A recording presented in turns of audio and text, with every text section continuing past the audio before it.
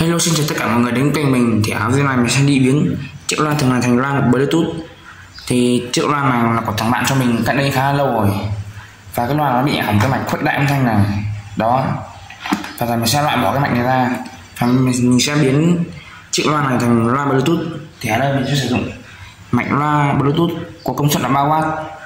Thì hai củ loa này mỗi củ đều có công suất là 3W, vậy mình sẽ sử dụng mạch loa Bluetooth này có công suất là 3W. Ở đây nó hai cổng để cắm loa, cắm hai củ loa đấy, và trên đây chính là 4 cái nút để điều chỉnh chất lượng âm thanh. Ví dụ đây là nút bass để điều chỉnh tiếng trống của âm thanh cho nó hay hơn, còn đây là nút trầm, còn đây là nút điều chỉnh âm lượng âm thanh.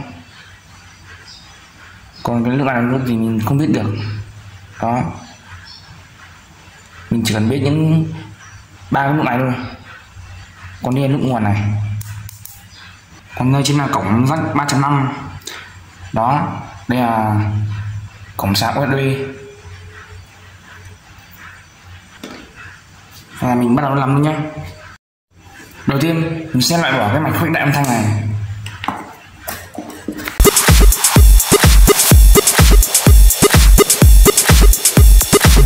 Sau đó mình sẽ tháo cái loa ra để vệ sinh cho nó.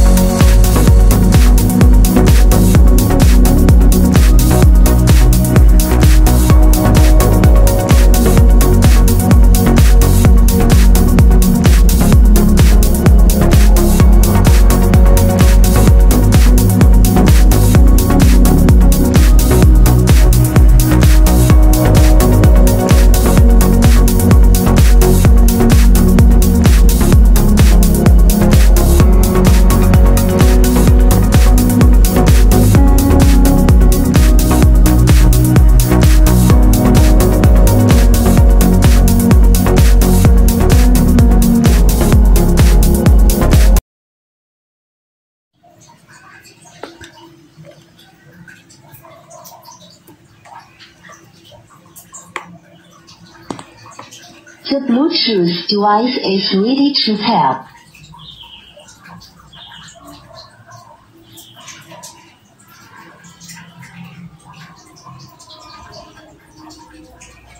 The Bluetooth device is connected successfully.